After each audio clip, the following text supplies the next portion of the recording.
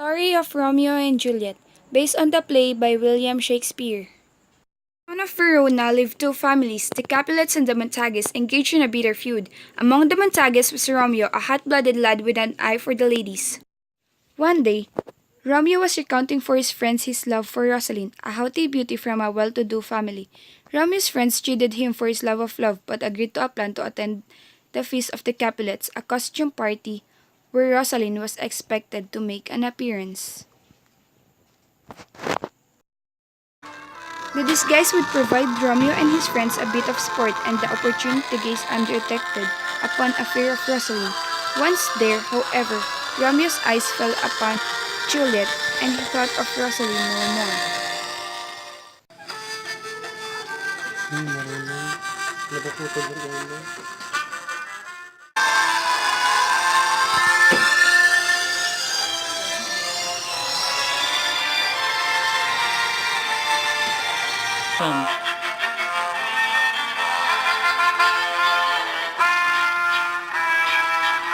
Kumakain din siya. Kaya, pakamagain mo yun.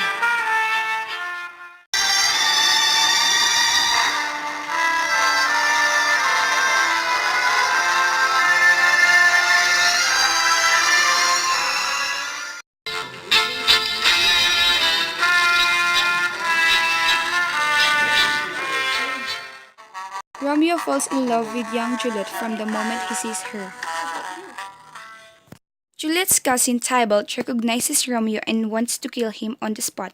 Lord Capulet intervenes, insisting that Tybalt not disturb the party because it will anger the prince.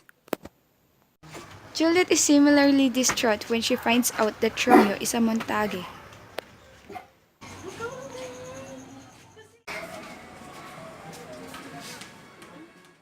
Juliet emerges on her balcony and speaks her private thoughts out loud. Upon hearing her confessions, Romeo appears and tells Juliet that he loves her. She warns him to be true in his love, and he swears by his own self that he will be.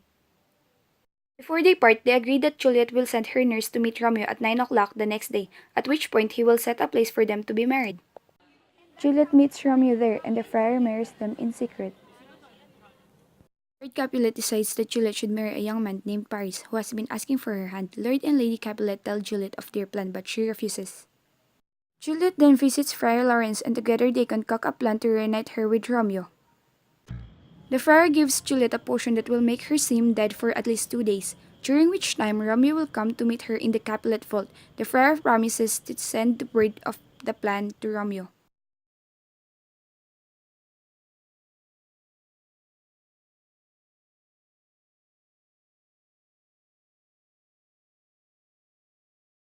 Juliet drinks the friar's potion that night. The next morning, the day of Juliet and Paris' wedding, her nurse finds her dead in bed. The whole house declares her suicide, and Friar Lawrence insists they quickly place her into the family vault. Fortunately, Friar John didn't deliver the letter to Romeo. Romeo is heartbroken. He hurries back to Verona.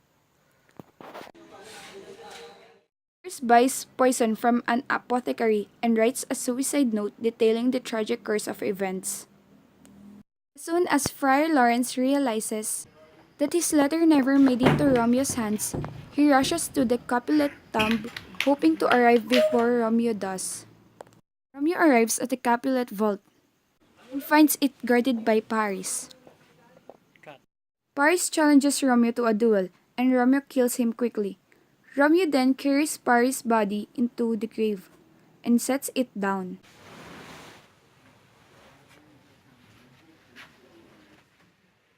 Upon seeing Juliet's dead body lying in the tomb, Romeo drinks the poison and dies.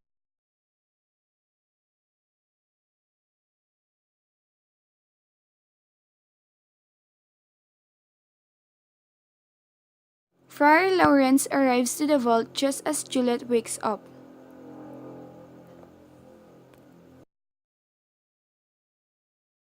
He tries to convince her to flee. But upon seeing Romeo's dead body,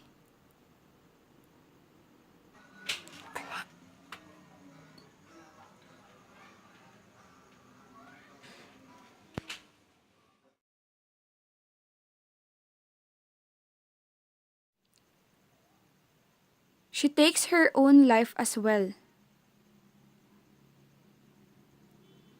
And that's how the story Romeo and Juliet ends. Is it a tragic story? Yes, it is. Oh, that is so sad. Yeah. Oh. There isn't a happy story. Ay, ma'am, ganda. Ending. Sige lang po. Eh, si Jonas yung umiyak si Jonas. Ayun. Yeah. Like Romeo and Juliet. Is there a part 2 of the story? I don't think so. So I don't. So, that's all. Okay.